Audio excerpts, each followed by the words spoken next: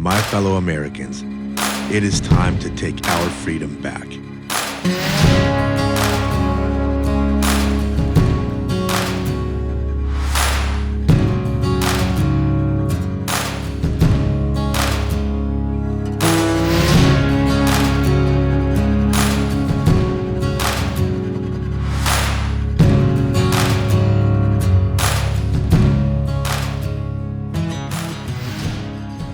Episode number 132. I don't know what it is. I'm 22. Good to see you guys. What's up? Jeremy, good to have you back. Yeah. Good to be back. Last time you were here, man, we had everybody say, you got to have that Jeremy guy back on. Here we are. We're back. Glad to be back. So, got to make sure you follow us on, John, you have the list there. It's Spotify, Apple Podcast, FaceTime, YouTube. Facebook. Facebook, YouTube, Rumble. We'll FaceTime. If you're a VIP, we'll FaceTime you. We're launching every Just follow month. us everywhere. Any social media platform you can find, follow us on it, right? So we're doing 2 podcasts a week now. Yeah. So it's going to launch at 8 p.m. Mondays and 8 p.m. Thursdays. Yeah. So I'll say it one more time. Spotify, Apple Podcasts, Facebook, YouTube, and Rumble. That's it. That's it. Nice and share it with your friends. You know, I mean, I think it's kind of cool because more and more people are saying, "Hey, man, I've watched episode number whatever." I was like, "Oh, cool," and they go, "No, the podcast." You know, So a lot of people are watching the podcast now and listening to what we're talking about. So it's kind of a cool deal. Well, that's because 6.5 is crushing it, right? Dude, 6.5. It's been out for about a week. It has about 25,000 views in a week. Yeah. People are really interested in what's going on in the county. Also, just so everybody knows, if we say something too edgy for YouTube or Facebook or whatever, they take us down. You can always get our stuff at mountaintopmedia.com. So if you find that an episode is missing, we'll probably let you know if it got censored or something. mountaintopmedia.com. They can't And censor Rumble seems us to be there. pretty good for that too, right? Rumble's pretty. Yeah, so far it's been That's where I watch all my amazing. flat Earth stuff is on Rumble, so that's why I know. That's how you stay up to date. That's why I stay up to date. Yeah, so mountaintopmedia.com has all of the podcasts and all of the Red, White, and Blueprint docuseries episodes on there. So if anything's getting censored, you can find it there. And it has its own server, so it's rock solid, right? Pretty much. I mean, and then you can just watch them on there. You don't have to download. Yeah, you can just watch them right on there. Nice. Yep. So last Tuesday, I wasn't there, but I heard the BOS meeting was on fire. Yeah, I got pretty rowdy. At one point, they were talking about the ARPA funds, which is American Rescue Plan Act. It's Biden's $1.9 trillion rescue money, basically, and that money gets trickled down to the states and then to the counties. So out of the state of California, our county receives $34 million, half of which was received last May. This all came up in Tuesday's meeting. So $17 million was brought in May. The public is completely oblivious to this, except for that board meeting. That's the first time anybody's ever heard of it, to my knowledge. And I'm pretty engaged with this money, and I'm asking a lot of questions, and that's the first time I had heard of it. So 17 million came in May, and then another 17 million will come in next May. And the big question is, well, how's that money going to be spent? So in January, the CEO, Matt Pontes, let everybody know he plans to have that as an item, a talking point in one of the meetings in January to present how it will be spent, which at that point the Board of Supervisors will agree or not agree on how it's spent. So at that point I got up there and I knew some things contractually with that money that I felt like I should bring up and make the public aware and have the conversation. So this is what happened on Tuesday. Go ahead, sir. I believe Supervisor Bob brought this up a few weeks ago, but I think did we find out if there were strings attached to the ARPA funds coming in? Good morning. There are strings attached, and I believe Supervisor Baugh, kind of clarified that a little bit. I don't have that language in front of me, but yeah, there's certain disclaimers there. And anytime we that we take in state and federal dollars. They usually have disclaimers there on not only how to use the funds, but the types of restrictions that are placed on that funding. Okay. The language I heard was, and I think this would be really important for the community to get clarification on it at the January meeting, but the language I heard was, or that I read was that if we take in this money, we're subject to an audit up until 2025. And if we don't follow all mandates that are coming down from the state and federal level, then we owe all that money back. And it was pretty clear how it was written. So the issue I have is that if we accept that, we don't know what mandates are coming next. It seems like at this point, Newsom's kind of shooting at the hip with all the mandates. And if we have new Board of Supervisors in the coming years that are going to actually push back on some of these mandates, all of a sudden we might be owing the state of California and the federal government $34 million, which we might not have in the budget at that point. So it might be a better move just to say we're not going to take it. So you're seriously suggesting that we should not take $34 million that this county desperately needs? I'm suggesting that if we, I just want to make sure that's what I heard you say. Yeah. Okay, well, thanks. Well, thank you. Do I have any other speakers in-house? I'm going to respond. No, I didn't ask for a response. I still have a minute left. Okay, you can take a minute. Go ahead. At this point, without knowing what mandates are going to be coming between now and 2025, I think it would be really unwise to accept money and say, we'll do whatever you say for that amount of money. And I think that the citizens in Shasta County it would be important for all of them to know that we are being held hostage to whatever they have to say for $34 million. That's the point I'm making. And just to add to that point, the reason why we're elected officials is every 4 years, the community can step up and decide whether they agree or disagree with what we have done. That is how the process is designed. So there is a level of accountability built in by the founding fathers and the state. We run 4-year terms. And that allows us to be held accountable to the community. And I think sometimes we forget that. So I thought I'd give a gentle reminder. That's it. Gentle reminder. Thanks, Joe, for your gentle reminder. You know, the thing about it is he's saying that, well, he's acting like that's what he ran for office was to accept these. You know what I mean? Like none of this stuff was in the light of day at the time of him being it's elected, not the reason people voted for him. It's like, no, this stuff's coming out fresh right now. So he's acting like, well, the people voted for me because they wanted to go along with this stuff, you know? Well, what Joe just said doesn't make sense, though, because it'll be too late in 4 years if we've spent the money, right? And the new board doesn't go along with the mandates. Then well, Joe's up in 6 months, so exactly. And he's retiring. Yeah, so he's making a choice that will affect his replacement. Right. And so I said something like held hostage for this money. Somebody called it earlier this week. I was having a meeting and somebody said it's a bribe. And that makes so much more sense. Debt, it's a bribe, based on your predecessor, and that's not cool. Because our whole goal is to get a board of supervisors that doesn't have to take this welfare money, I call it. We don't need it. And we've bought into this plan somewhere along the line that we have to have this state money coming our way. Does it help for social services? Sure. Does it help public health and these kinds of organizations?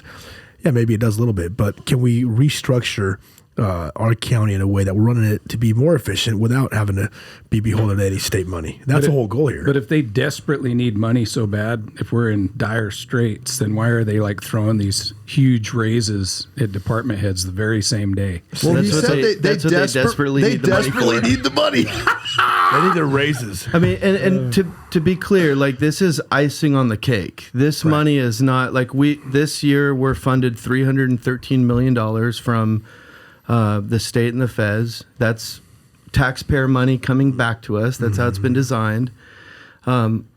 So we're not losing the $313 million for health and human services. And then we have our discretionary fund, which is paid for by our property taxes. And and we're not losing any of this money. This is an extra amount of money, and the reason why when somebody called it a bribe, it made so much sense, is because the government knows that the mandates that they're asking everybody to follow are not going to be appreciated by most of the people, like a huge majority. And they know that the ones that they're going to pass in the next year or 2 or 3 years are going to be even more unpopular. So in order to ensure that the government, the local governments, are on their side and holding the people at bay, is to bribe the local governments. We're going to give you $34 million, Shasta County. On top of everything else you're already collecting. Yeah, you're fine on all this other stuff, but we're going to give you a little bit of bribe money, $34 million. And in order for you to receive that money, you have to sign on the dotted line. I have the contract here. I'll just read a couple little portions of it. You have to sign on the dotted line that you will agree to any and all state mandates that come down the pike, and it's actually between now and December 31st, 2026. 26. So I said 2025. It's actually 2026. The entire next term for whoever gets elected, the entire next term is going to be beholden to whatever decision they make based on this money. So it just ensures that long arm reach of the government, the state and feds. And that's it's also this contract extends to any business. And we don't need it. Are you going to see any of that money? I'm not. I mean, I'm not going to apply for it because of this contract. If it's anything like the CARES Fund, then they'll give a little bit of $5,000 or $10,000 to some local businesses. But listen to this. It says, the recipient of this money also agrees to comply with all other applicable federal statutes, regulations, and executive orders, and a recipient shall provide for such compliance by other parties in any agreements it enters with other parties relating to this award.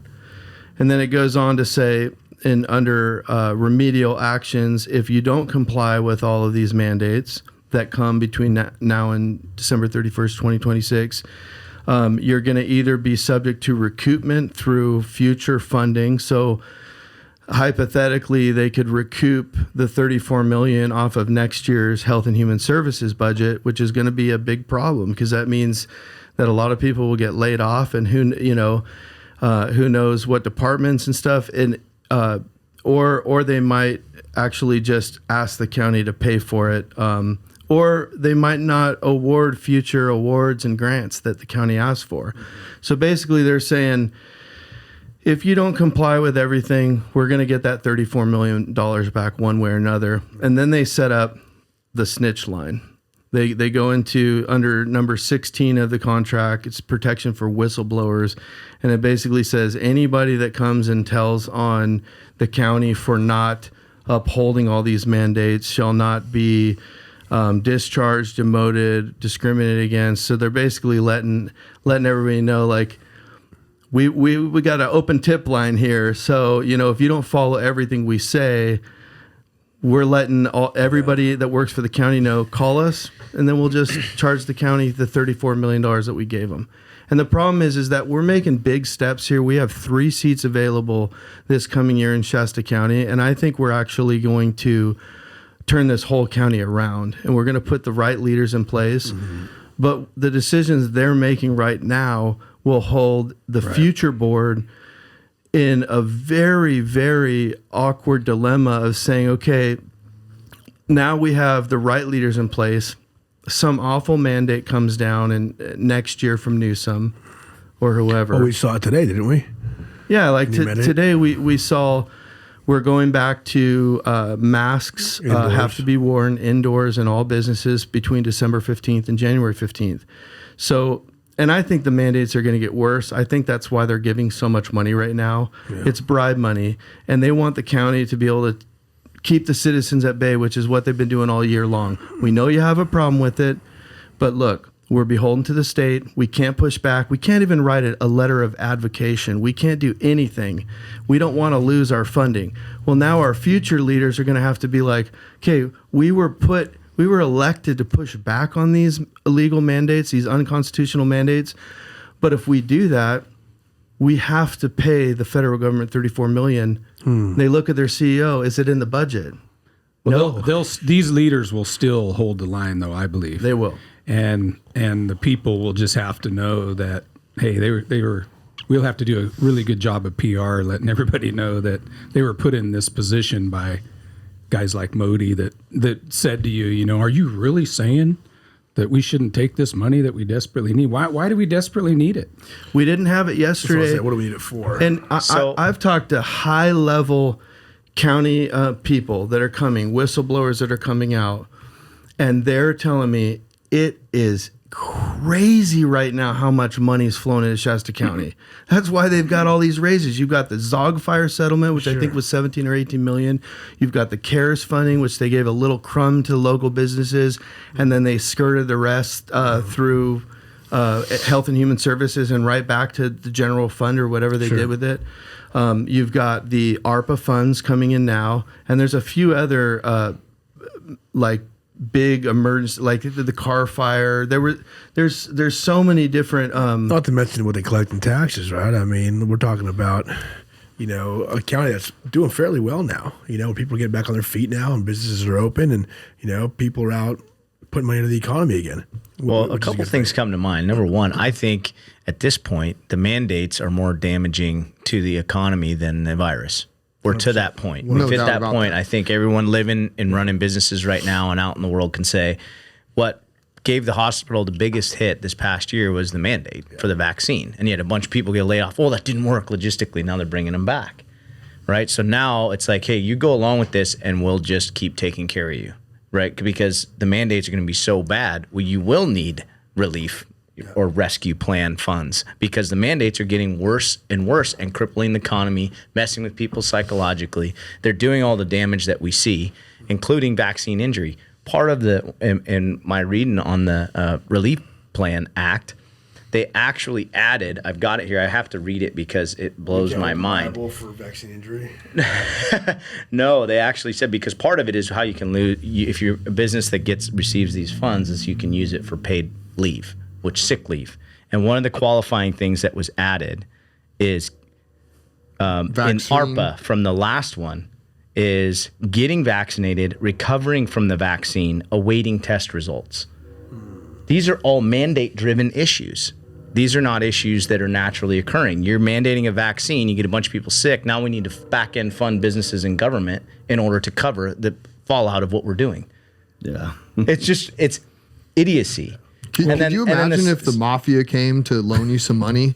And I'm just saying, some mobster comes up and says, hey, Lani, I'll loan you all the money you need to build your business and do this and that, as long as you just do what I say for the next 4 years. I'll even loan you. I'll give you that money. Yeah, okay, my bad. Yeah, and I'll forgive your debt if you just listen to me. As long as you do what I as long as you do what I say. Yeah, it's terrible. That's what I meant to say.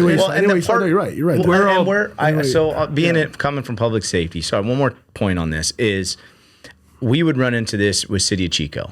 And there was very conservative, and I was on the total other side of it. Young guy working on the fire engine, fire truck, wanting extra staffing. When we get a big call, we don't need it all the time, but there's certain times that you need it. Then quick history on that fire department, we were cut to 90 staffing when there was a population of 40,000 people in Chico. Now it's 100,000. So were we desperate? Did I want another guy to have my back if I go inside the building and I go down, which happens, we train on it? Sure.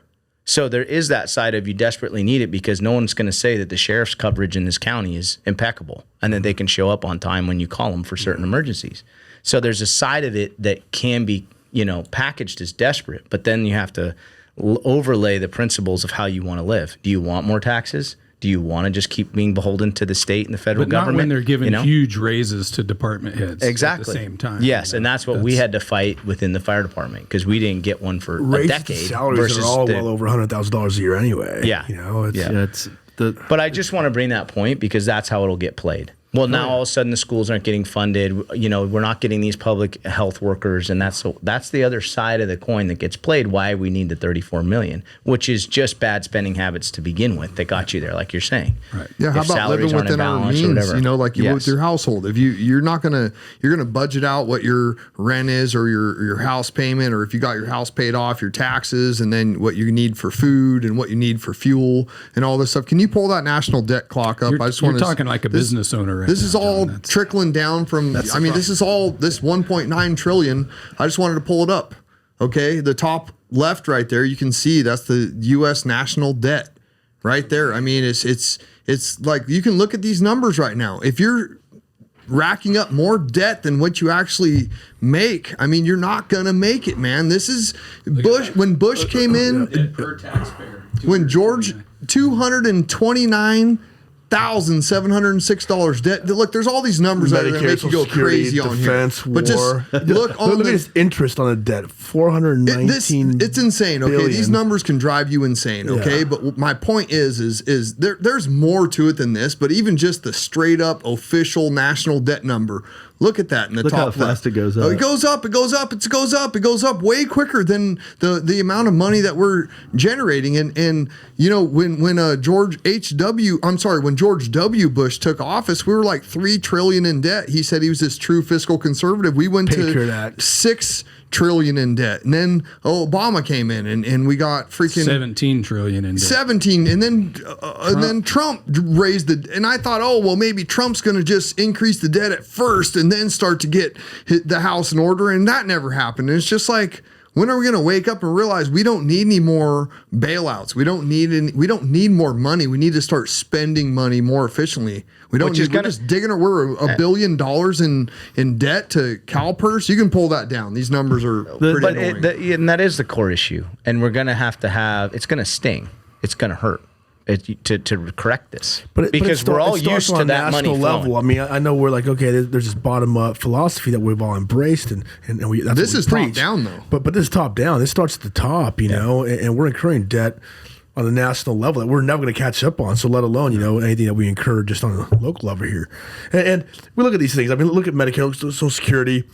Talk about the defense spending. It's out of control. You know, and I understand this. And when Trump came into office, he's like, man, I'm going to rebuild the military. I'm going to make sure we're strong. And that's all great. I think everybody in this room would say that's probably a good thing in a sense. But to what point? At what point are we just overspending? At what point? Why does an airplane cost millions and millions and millions of dollars? There's no reason it should, you know?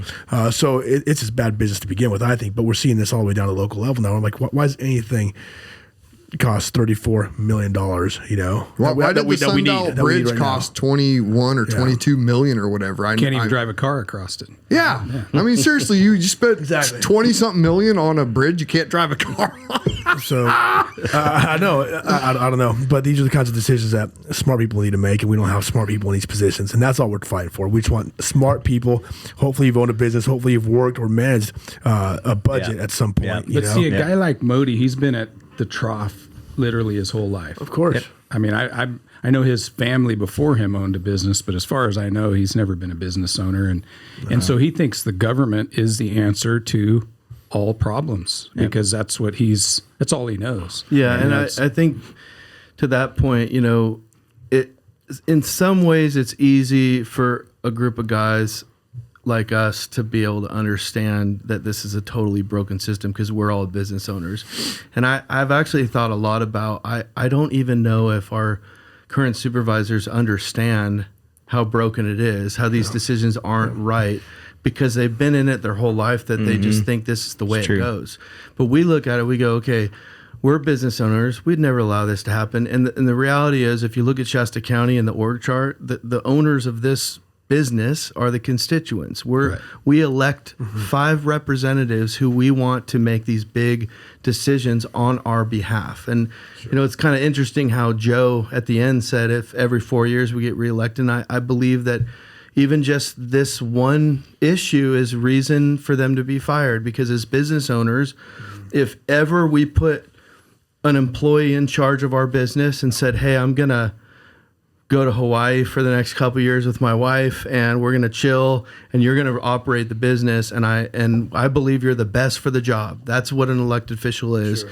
And then we came back after a couple of years and said, hey, what you doing? And he said, I just got a huge amount of money, you know, to John's point, from the mafia or whatever. I got a huge amount of money. Huge bribe. Look at me go. They're worse than the mob. At least the mob does stuff for this. Maybe they give you a little bit of protection, you know? Yeah, a little more ethical. So that's fantastic. What like, why do they give the money? Well, They just gave it. It's ours. It's free. Well, what? Nothing's free. Nothing's free. What's the deal? You don't know what the deal. Don't they teach you that when you're a little kid? Yeah, nothing's free. Too good to be true. Guess They what? said that we have to do everything they tell us for the next 4 or 5 years. Yeah.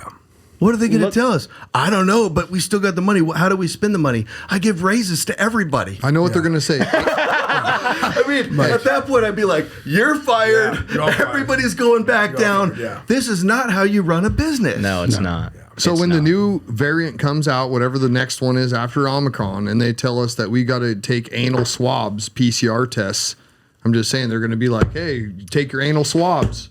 I'm just saying, they're just so gonna, these- whatever they over say, at we the just cyclic bend rate, you over know? and take Yeah. it. So If I gotta these do a same swab, I'm not giving them supervisors, an anal swab. that's That's right. all there is to it. to keep in mind, these same supervisors want to be rewarded and left in office for being apathetic to all the mandates. Right. So the messaging here is we'll take this 34 million and we'll continue what we have done and just not enforce anything, but yet coerce a bunch of people for the vaccine through HHS and all these other activities that they're doing. But yeah, they haven't necessarily enforced it. So that's what they want to be rewarded for and kept in office for. I've heard them plain as day say that. Meanwhile, So- there's people that you and I know who are probably sitting on the other end going, oh, that money's coming in. I'm getting this contract, I'm getting this building contract. I'm getting this, Yep. this work based on that money. So they're sitting there hoping that money comes in, Yes. And those are people that are fighting against us. They're people like, you know what? I hate corruption as much as you do. I see the problems with the county. You guys are right, but I'm sitting here waiting for this money to come in. Yeah. But I'm getting paid But I from it. partake of this stuff. That They're sitting at the table, They are. Yeah, And absolutely. I think one of the ways that the county and the people that you're talking about that are loyal to the current leadership and the things that have been happening, I think one of the reasons they try to get the people, the masses, the constituency on their side is with things like the CARES funds. And this is the part where we've tried to put a spotlight on this. I don't know if it's totally fully clear yet, but to be very clear, the CARES fund came in during a time where businesses were making decisions whether they needed to declare bankruptcy, close their doors. I mean, my business, I've been in business for over 20 years. I'm thankful that I'm still in business, but I did take at least $200,000 hit last year. And still I'm paycheck to paycheck. I haven't got back to where I was at all. A lot of people fly in from out of town to work with me. And so we haven't fully recovered. Now, what they did... Now, you're talking gross, not net, right? I'm talking gross, yeah. So what they did is they took in this $18 million and they hired the Jake Mangus and the Chamber of Commerce to distribute money, which it was up to 10,000. I looked at it all. It was about 450 businesses, and they received between 5,000 and 10,000 each. So people get that, and they're just like, man, the chamber's awesome, the county's awesome, the government's awesome. Everybody loves us. Yeah, and it didn't really move the needle for businesses, but they felt like we're getting something. It's free money, and I lost $100,000, but I got $10,000, so I should be happy. But what they don't understand is that the money that came in was $18 million. Right. They gave $4 million to local businesses, between 5,000 and 10,000 a business. What do they do with that other $14 million? Well, what they did is they said this other money we're going to keep as the county for COVID related expenses.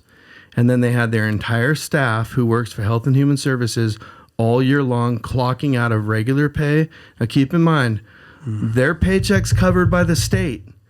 So they're clocking out of their paycheck that's already covered by the state. They're clocking into COVID pay in order to drain that $14 million. Well, what happens to the regular pay? It becomes an enormous multi-million-dollar savings for the county. Most of the businesses, every business that took that money in, they actually had to prove their loss. Otherwise, they had to pay it back. The county didn't have to prove a loss. They actually saved millions and millions of dollars that then they could shuffle around. It's a way that counties hide the money. And so at the end of the day, people need to be aware that counties are really good at making businesses and people feel taken care of. And this is state and federal too, making people feel like, the government's doing a good job. Way to go, Jake Mangus and the chamber. I would have felt like if I was one of those businesses that got it, I would have said, why the heck did they hire the chamber? Yeah, I would have got 11,000 instead of 10,000 if they hadn't had the chamber do it. Yeah. Is there no one in the county we went that through could have done that. it? We went through that. We were like, what the heck? What process are we going through? Well, and this was it should have mostly went to businesses. Yeah. I don't think the county Well, that's should who have pays ran the any of taxes. And That's who lost all their money because they had to close down too. they originally, September 15, 2020, you can go, everybody's watching, go look at the county website, go look at the meeting notes. The original proposal was to, out of the 18 million, was to give local businesses $1.5 million out of 18 million. Now, Les Baugh, thankfully he was on the board at the time. He threw a big stank, and they agreed to raise it to $3 million. But Les was saying, I want at least half of that $18 million to go to businesses. They're the ones that are hurting, not the county. We will have some COVID expenses, but certainly not this amount of money. And they raised it from 1.5 to 3. And then Les came back again around December, January, and said, we haven't spent anywhere near this on COVID expenses. Let's give the county or the businesses more. So they raised it again. So the total amount that went out was $4 million, but it should have been half or maybe even more than half. Yeah. It's only like 23% or somewhere around there. 23%. Yeah. Even at $4 million. So now 18. with ARPA, a huge portion that's changed, like I read about the vaccine stuff, is they open that flexibility of how the counties and local governments can spend that money. They've even opened it wider because all these smaller governments said, "Hey, I can't spend it how I really need to right now." So they're literally Even can more use of it a for bribe. Yeah, it's more of a bribe. Do whatever you want with it, Bodie. It is. Yep.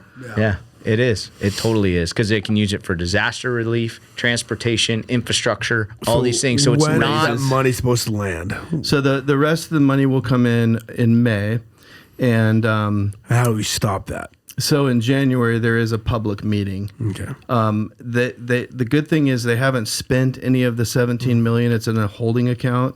Can we send it back? I think so. We have an election in February. At that point, we might actually have a majority that says, "Hey, you know what? Like, we're fine." What a statement that would be. Here's your We're money fine. back. Yeah. We're not going to take bribe money. We're not going to turn our backs on our constituents and tell them we can't fight for you anymore because we agreed to take in this $34 million. Yeah. What's the price what is the price for Shasta County elected officials to turn their backs and not fight for the will of the people of Shasta County? Apparently it's $34 million. Maybe it's less. Well, 17 already. Yeah. It was it. Right, or 18 the last time. That's all it took. So, Well, Thanks for so all we that need to info. hold That's it good. off, it sounds like. I just want to say one more thing. I know we're wrapping up here, but this is a historic time in Shasta County's history. We have 3 seats opening up next year, and this Thursday at 6 p.m. at the American Legion. American Legion Post 746 in Cottonwood. We're going to be hosting it's like a debate, interview, Q&A with every candidate, regardless of district, right? I mean, yeah, districts 1, 2, and 5. So we've got a hold of every candidate. So far, everybody's agreed Except to for come, Modi. except for Modi, and we're waiting on one other person to call. So it's going to be an exciting night. If you're interested in what we're doing, But people should put pressure on Modi. Everybody should be emailing, calling Modi's office right now, saying, "Hey, we expect you at this debate." Why wouldn't he? This is Why for the would we public. vote to keep He should you be if you able won't to even- prove all his points that he's been trying to 100%. prove. Convince right now. us that you're right. Yeah. Tell us why you should stay. Yeah. I would show up. Yeah, absolutely. If you're running for office, I mean, why wouldn't you want to be there? Well, a guy that sits behind his mask from here to here I for know, the whole meeting 100%. is probably not going to show up. What's good about this, too, is that we're giving veterans a voice here. It's part of the constituency that maybe often gets overlooked, and everybody supports veterans, but they often don't know how to support veterans.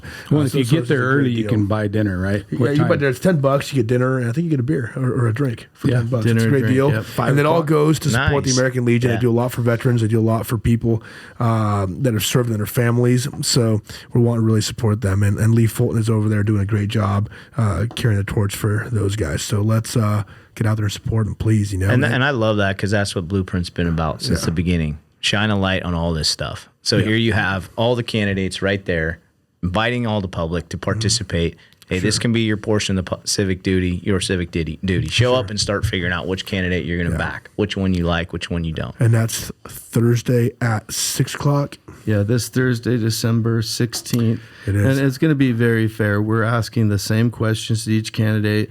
Where if Modi shows up, we're not going to beat him up with questions. You know, we're trying to basically allow everybody to see apples to apples who they feel like would best represent this county. I think there's over 10 candidates that we're going to be interviewing. But there will be time for some public questions, right? So we can't guarantee Leonard any safety at that point. Yeah, so at some point, at the end of the interview process, we're going to invite all the candidates up to answer questions from the public, and we will just, take around a mic and let them ask away. Real quick, is Kameni's replacement that he said he was going to endorse, is that person come out? No. No, Kameni's. District 1. I'm sorry. Boss. Yeah. So District 1, he said he has somebody in mind, and that hasn't been announced yet, and we have no idea. We've put this out as far as we can, and we're hoping that if there is like a hidden District 1 rep, that they give us a call or email us, because we really would love to have everybody there. I think it's Aaron Resner. Do you not? I have no idea. Jake Mangus. I'm going with Aaron. I think Aaron's going to probably put her name in the hat, I think. If you're not willing to get in the arena and debate these people, I don't know that if you deserve the position, you know what I mean? Because if everybody's going to be there and they're going to be expressing their opinions on different subjects. And I mean, if you want to play it safe, anyways, if you're running, get your butt down there and it's going to be fair for everyone. It's going to be a big night and a lot of stuff to talk about next Monday. So we're probably going to have Jeremy back next Monday for one of the ones just to talk about everything that. He's pretty cool. You should keep him around. Let's do it. All right, guys. Thank you. Thanks. Thank you.